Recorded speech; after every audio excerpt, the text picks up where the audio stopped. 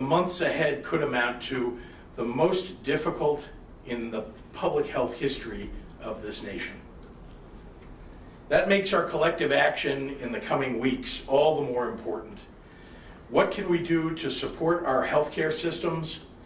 How do we make sure that they're able to care for all the patients who come through their doors?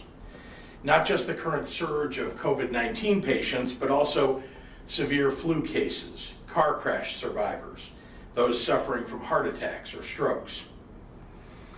Everyone knows the basics, of course. Wash your hands, keep your distance, wear your mask around others to protect yourself and to protect your family.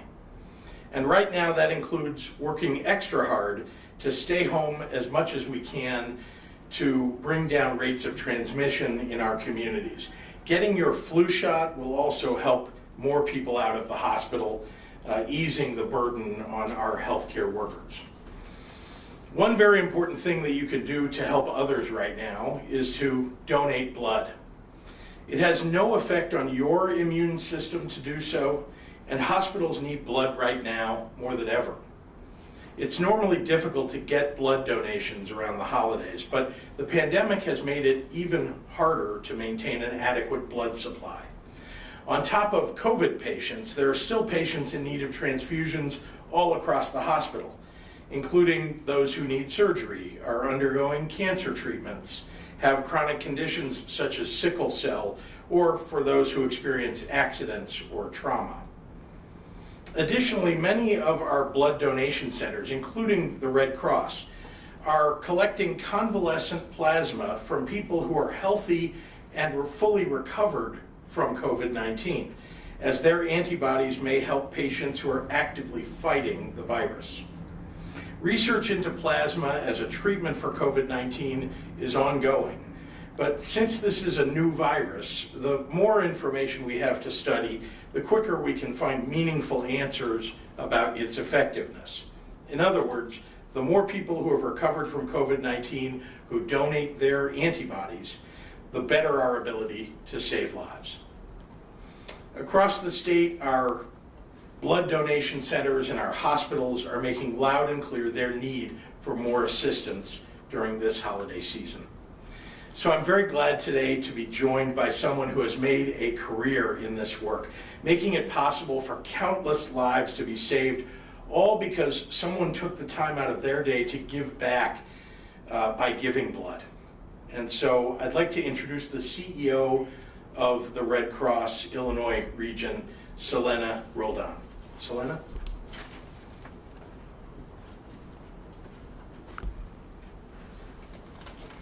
Thank you, Governor Pritzker, and thank you, Dr. Ezike, for your steadfast leadership at this time. At the Red Cross, we are grateful for the medical professionals, first responders, and those providing essential services.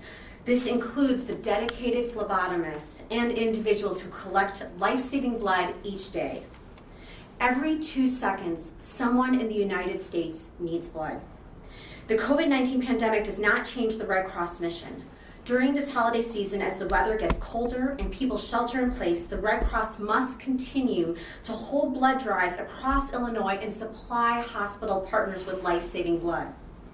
Blood collection is an essential service, and it's critical for surgery patients, those undergoing cancer treatment, people with conditions such as sickle cell, and those who experience trauma.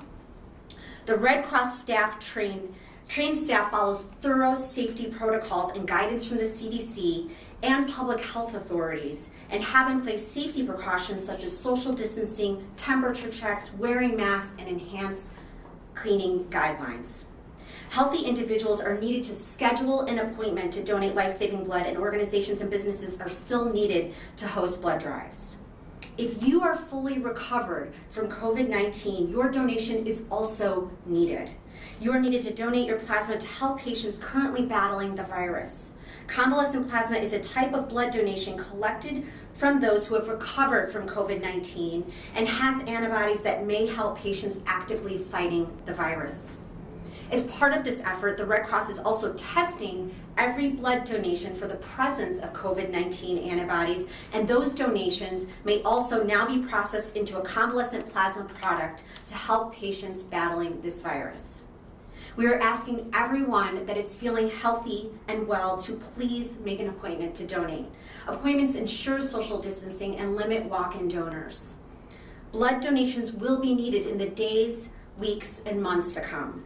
You can make an appointment to donate by visiting redcross.org or by calling 1-800-RED-CROSS. Two of the most important ways that you can help at this time is by rolling up a sleeve to donate blood or by becoming a Red Cross volunteer. Thank you to everyone who answers the call. I now have a brief statement in Spanish. Cada 2 segundos, alguien en el país necesita sangre. La pandemia de COVID-19 no cambia la misión de la Cruz Roja. En esta temporada, a medida que el clima se pone más frío y las personas se quedan más en sus hogares, la Cruz Roja debe continuar realizando campañas de donación de sangre en Illinois y suministrando sangre a los hospitales para salvar vidas. Necesitamos que personas sanas donen sangre. Visite redcross.org o llame 1-800-RED-CROSS para hacer cita.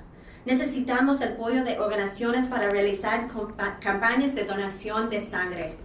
Nuestro personal sigue protocolos estrictos de seguridad y recomendaciones de los CDC.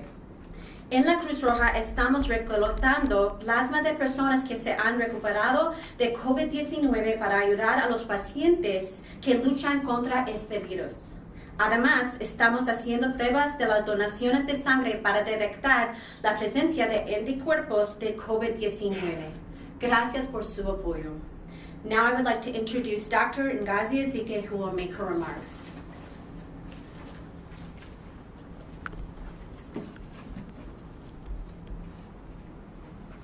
Good afternoon. I want to touch on the quarantine timeframes, as I know there are questions about the new guidance. The previous guidance from the CDC was for individuals who had been exposed to someone with COVID-19 to quarantine for 14 days.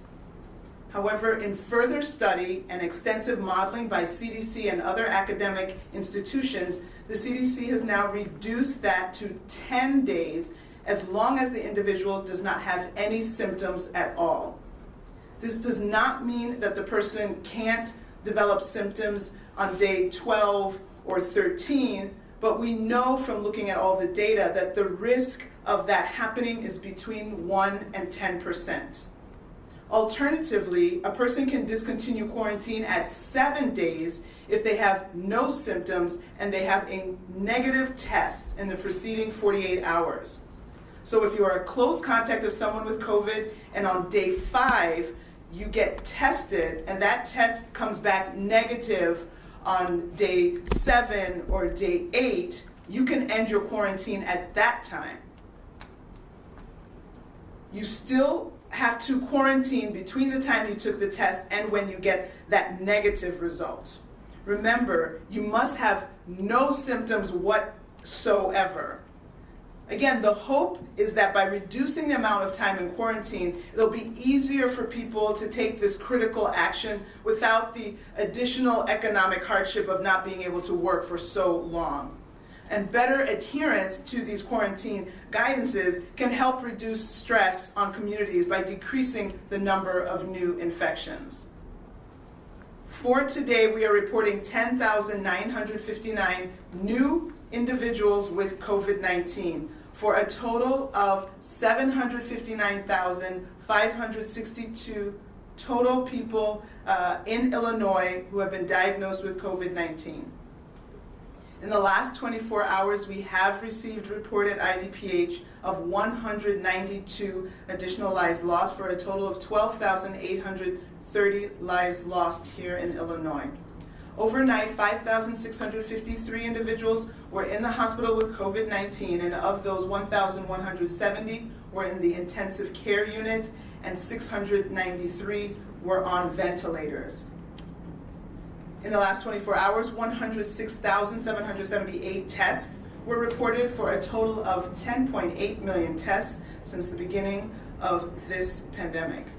I would like to remind people that our path forward starts today with what we choose to do and our actions for today. I want to thank everyone who is making the sacrifices, who is wearing their mask, who is foregoing group activities. With continued actions like yours and others following your lead, we can turn this around. Let's choose to protect and not infect those around us by avoiding the gatherings and wearing our mask and washing our hands. Let's continue to keep our distance, again, at least 6 feet between each other. And if you haven't obtained your flu shot, please do that as well. Thank you. Buenas tardes. Quiero volver a hablar de la duración de cuarentena, porque sé que hay preguntas sobre nueva información que se acaba de publicar. Inicialmente, la guía era para personas que fueran expuestas a alguien con COVID-19, tenían que estar en cuarentena por 14 días. Sin embargo, en nuevos estudios y modelos exhaustivos realizados por el CDC y instituciones académicas, el CDC lo ha reducido a 10 días, pero solo mientras el individuo no presente ningún síntoma. Esto no significa que la persona no puede mostrar síntomas en el día 12 o 13, pero el riesgo de eso es entre 1 y 10%.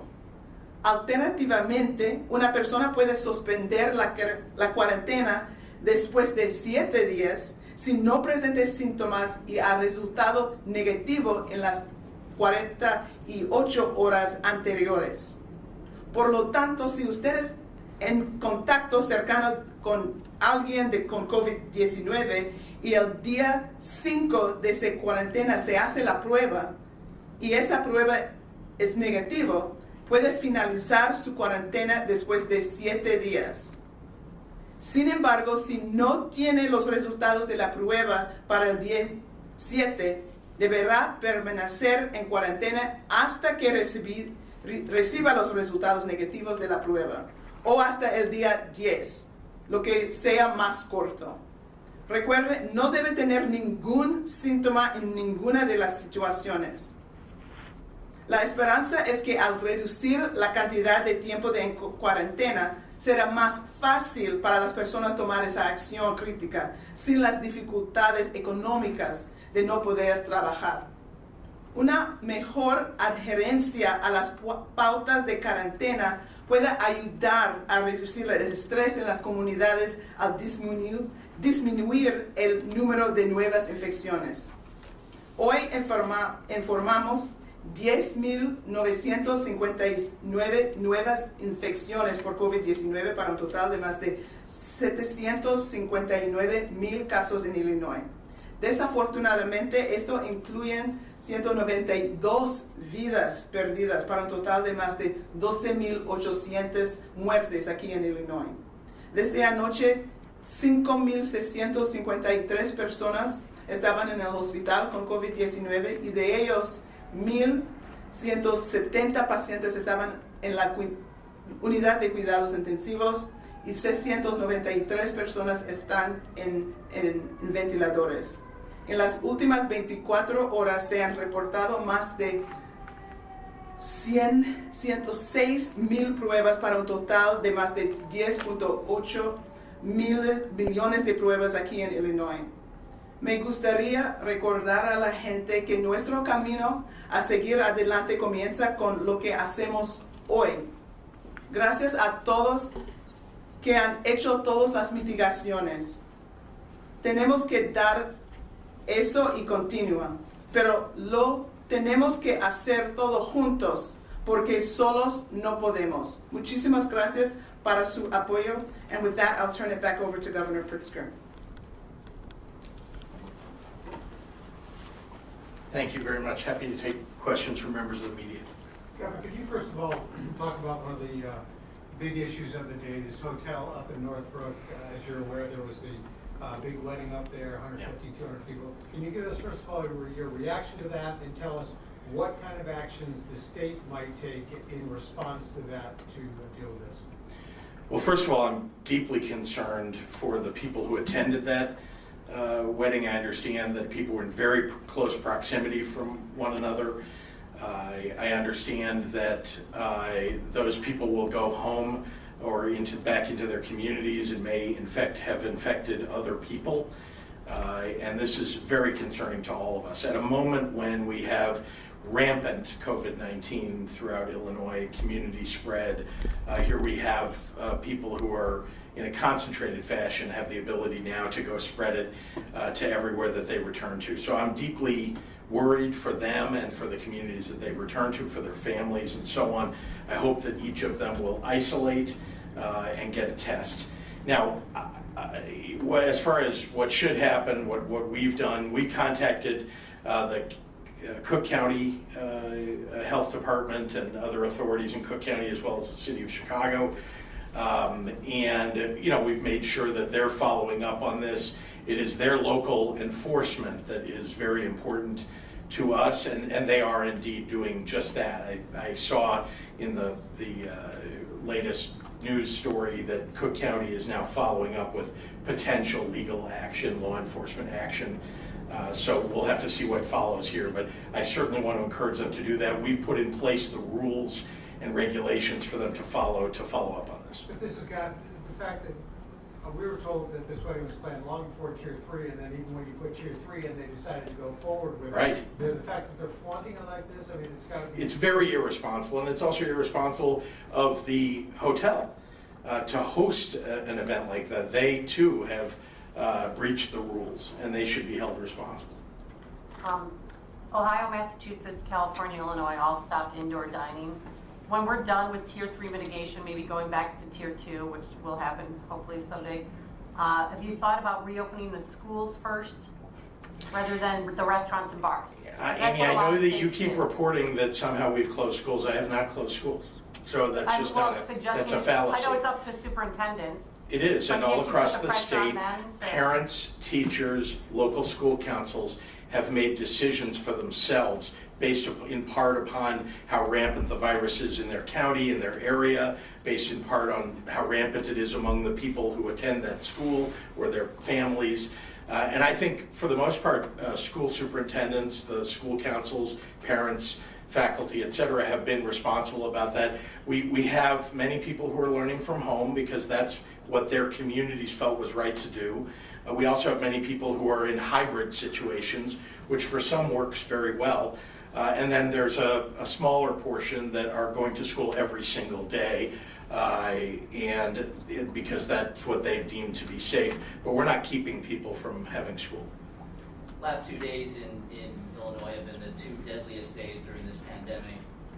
Across the country, more than 3,000 dead, also the deadliest state for the U.S. Yes. How long do you think we should be prepared for these kinds of numbers?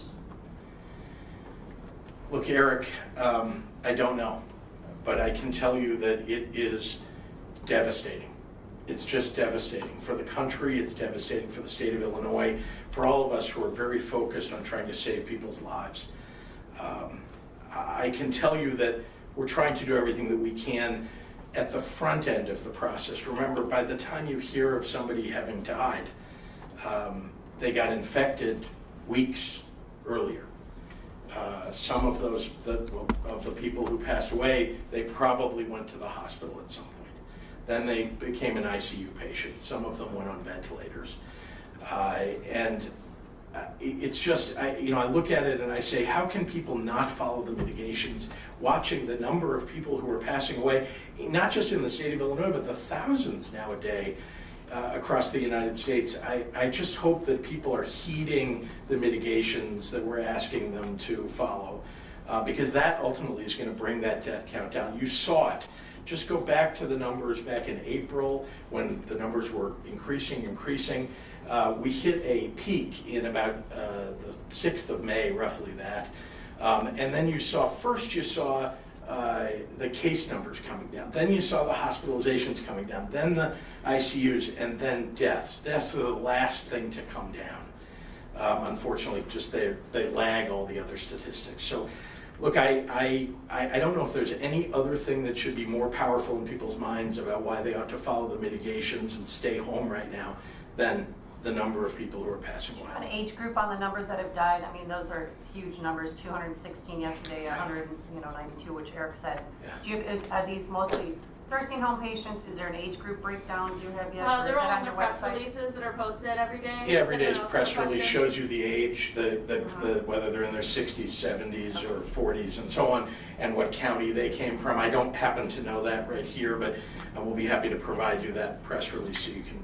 We'll do one more in the room and then wait, go I have a online. question about blood Eric? donations. Yeah, just one question about hospitalizations. We'll come back to They've blood. come down a little bit from the peak, maybe a little less than 10%, the Yeah. number of people in the hospital. Yes. But hospital bed availability has not gotten better. If anything, there are more regions below 20%. Can you explain that paradox? Does it have to do with staffing running thin? It does. Remember that the way that we report the number of available beds is the number of available beds that can be staffed. And so yes, that adjustment gets made based on staffing. And remember, you've got to give some reprieve, even in the height of this, right? When the numbers, you saw 15,000 cases a day and more people going into the hospital, even though we've come down about 10%, in the height of it, people are working double shifts. They're working all week long. We have to give these people a break at some point, right? And so it's a good moment perhaps to take staff off of some beds that aren't filled.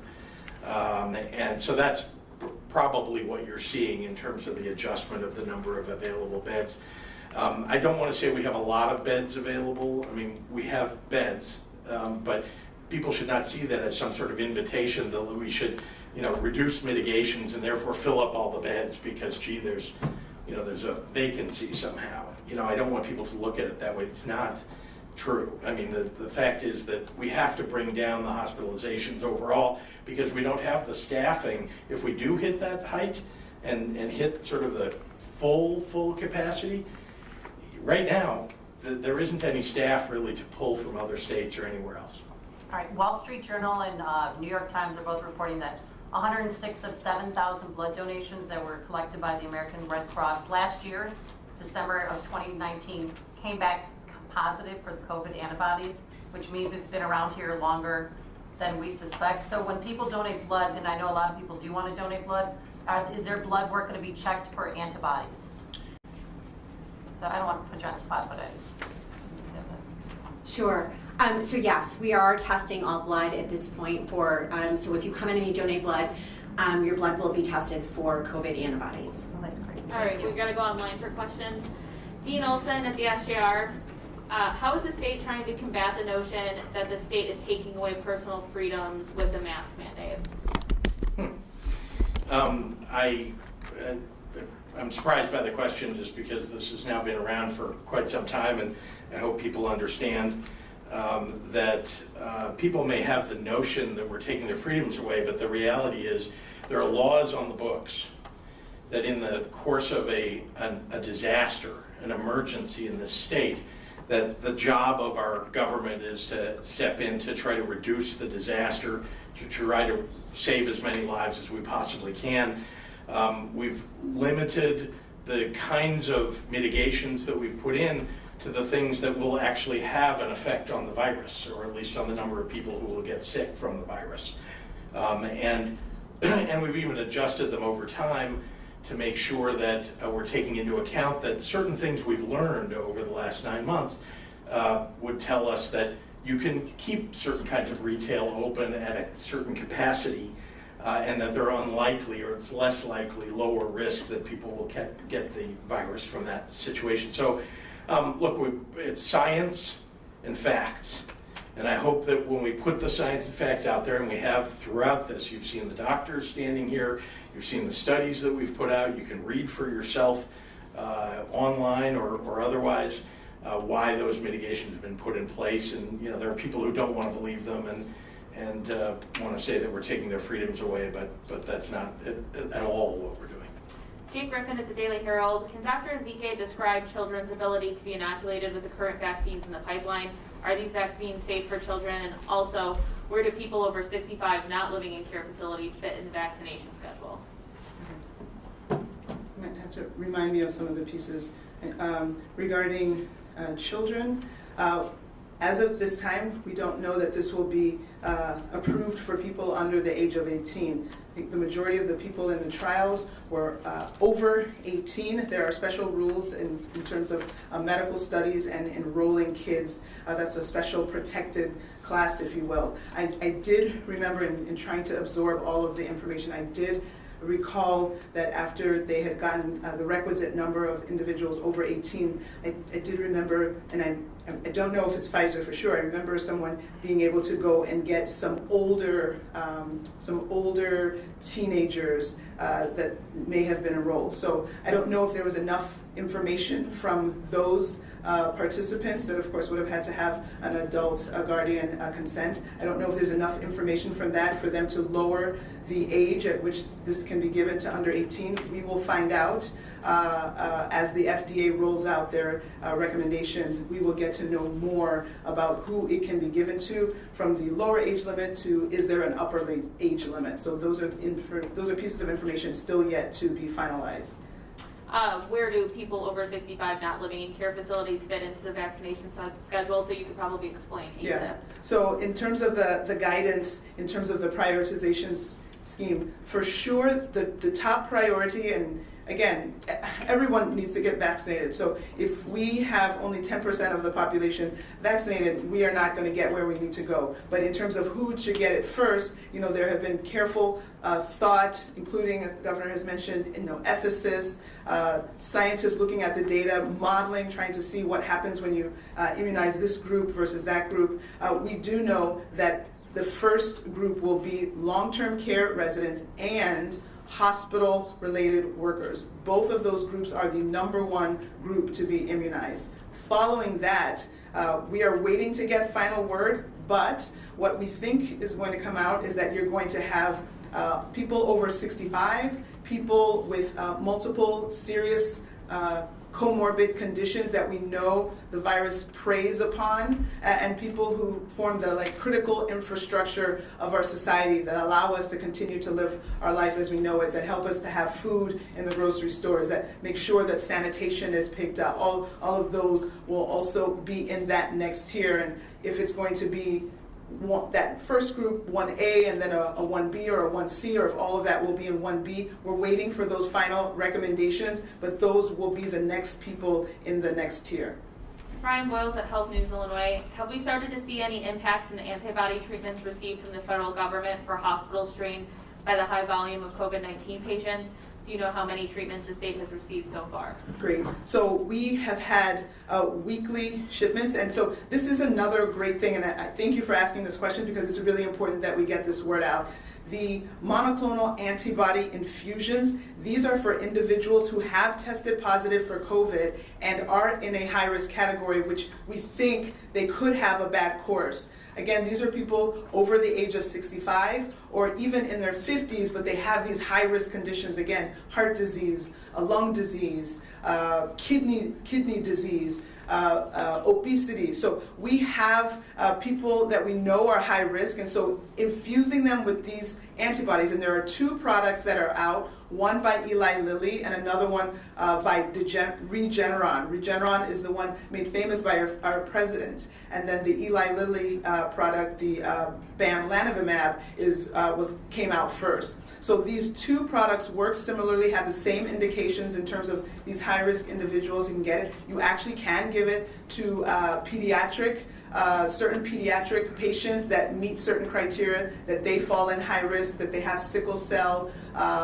that they have certain diseases that again portend a potentially bad risk, and they have to be at least 40 kg, about 80 pounds, 40 kilograms. So that this is available to people of a wider, from 14 on up, and people need to know about it. We have not received a lot of doses. In our first shipment, we got about 6,000 doses. Remember that in a day we report 12,000, 10,000 people, and we got 6,000 doses 1 week. Again, remember we're identifying 10,000 people in a day. So if we're identifying 70,000 cases, but we got 6,000 in 1 week, this is not available to everyone at this point. But now with another product that's coming on board, we are having shipments of both the Eli Lilly product and the Regeneron product so that there's more. And so we're working with hospitals and infusion centers and even home health agencies to be able to get this product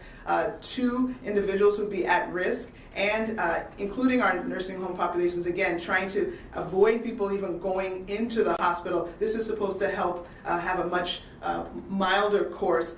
Once you're already in the hospital, you can't use this. Once you're already requiring oxygen, you can't use this. If you're more than 10 days out from when you started your illness, you can't use this. So it needs to be used early to get the maximum benefit, and we hope to keep getting more, and when it's available, we'll probably use our resources to buy as much as we can and get this into as many people, and we're working on the partnerships with different hospitals and infusion centers to make sure that this is available in its limited capacity throughout the state.